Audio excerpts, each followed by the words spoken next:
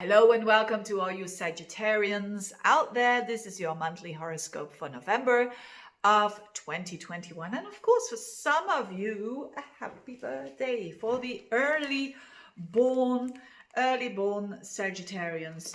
A happy birthday. Now, talking about Sagittarians, this is a month where you will feel that, hey, all that cleansing, all that you could say wrapping up and letting go of my old personality. I'm starting. Do you start seeing already the positivity of that?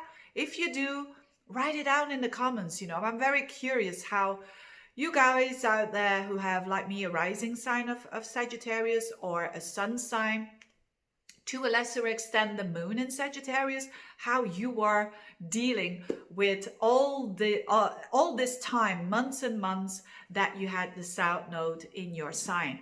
Now the last one is going to be, you're going to have an eclipse in December, but now in November there's going to be an eclipse in a different sign.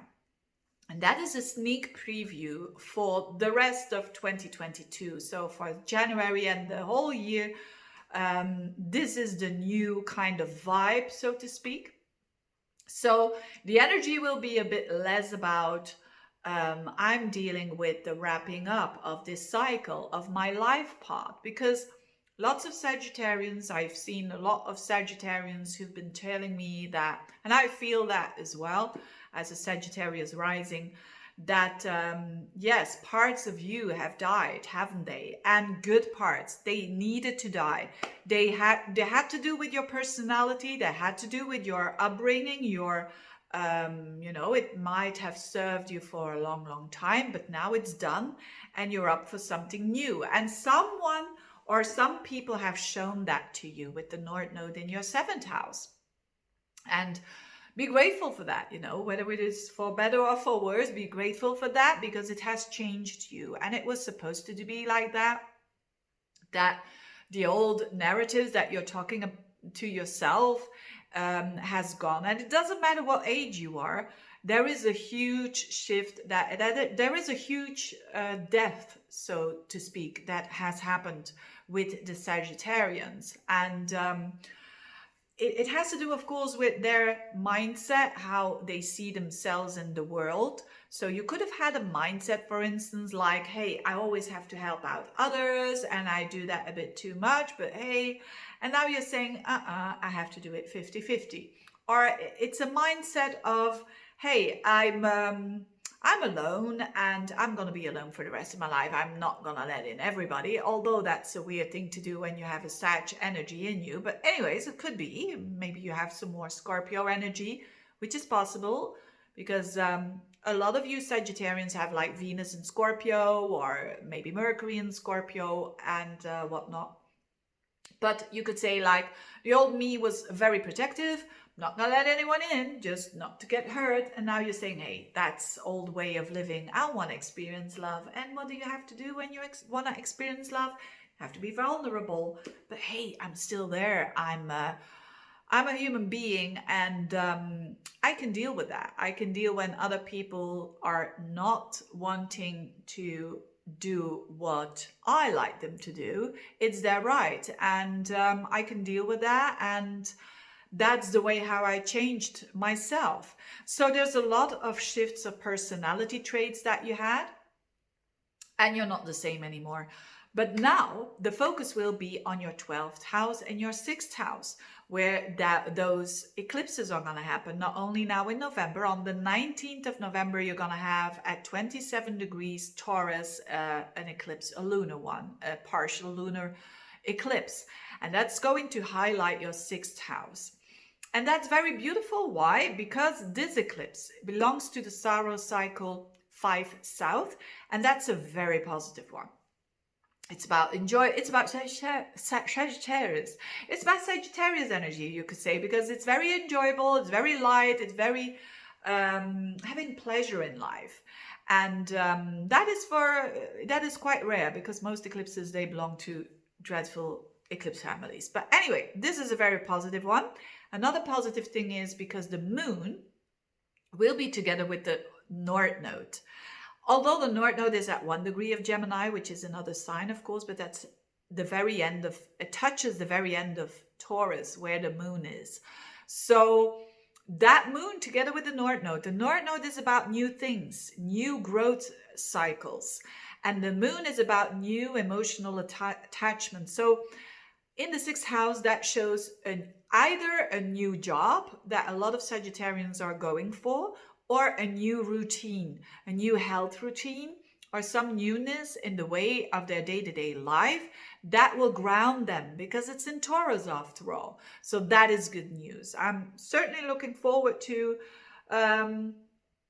that period of time in November. You know, if you want to have a new workout system or whatnot, or a health regime or whatnot, do it then, because it's going to show you a result of how you're going to deal with this for the rest. So don't wait to January, by the way.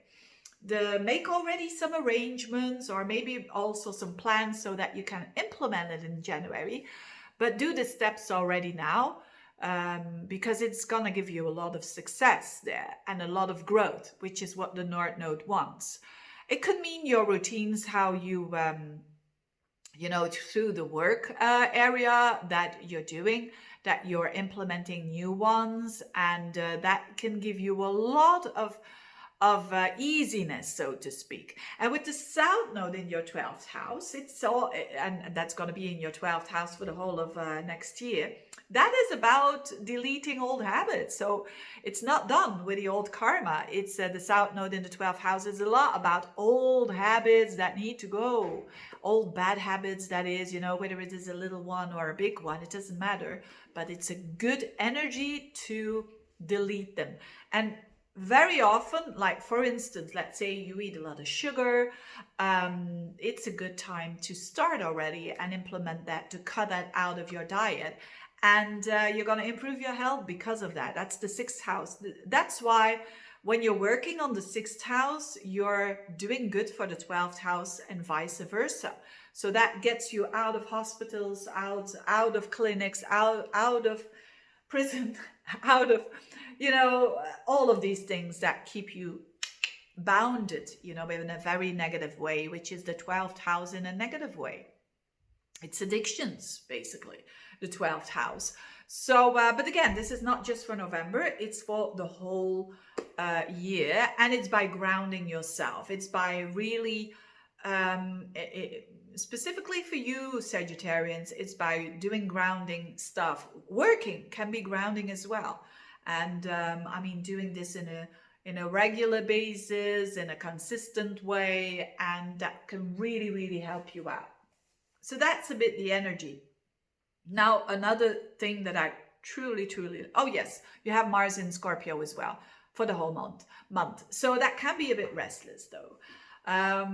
Mars, but it's only a month. So luckily you don't have Mars going retrograde there in the 12th house, because Mars is action and the 12th house is where you sleep, where you kind of reload your batteries. So you could be sleeping a little less than normal, or you could have some hidden enemies and you can't pinpoint them and you don't know where they're coming from, or you can feel those energies of people that are going a bit against you. But hey, you've changed, right? And they have to deal with it. So you could have some secret enemies there. And often it is said they are closer to you than you think. Sometimes very close people can be our enemies. And that can be the case. And that is heartbreaking, of course, but it's reality. But I'm sure that with all the work that you did with the South Node in your sign, that you're ready to deal with that. And that you're saying, hey, I am who I am. This is the new way of living. And this is how I'm going to deal with it. And you're strong enough that even when energies are going against you, it is what it is, right? So that could be some sneaky energies there with the Scorpio energy. It's in Scorpio after all, in a good way. If you say, hey, how can I deal with this in a good way? Mars in the 12th house, it's actually being active in you could say cutting out those bad habits. It's battling your own dark shadow side, basically. So doing shadow work and knowing what is going on in the unconscious, whether you do that through meditation, whether you do that by studying astrology, it's a very kind of way of knowing thyself and knowing your blind spots and really delving deep into that, you can cut out those blind spots for sure. So these are things that are happening behind the scenes, but it's a good month for doing that behind the scenes.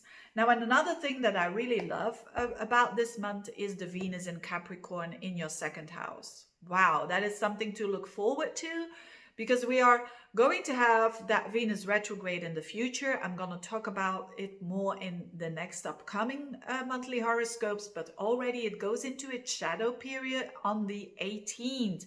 So be alert what's happening on a financial level, what's happening on a self-worth level, on a value level. Strengthening those values, basically, is what's going to happen for the Sagittarians. It could be an not in the month of November, but later on in next year, could be a total transformation of your resources, but also a total transformation of your self-worth, because you value you and all the rest needs to, take it or leave it, basically. That's a very raw kind of energy and a very real energy because it's in Capricorn.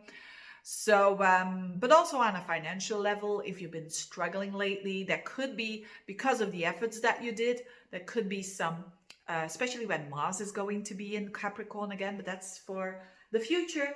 You could be really, really reaping those fruits, and hope, we're going to be lucky, in other words. Anyways, looking forward to that. Thank you so much for watching and see you next time. Bye-bye.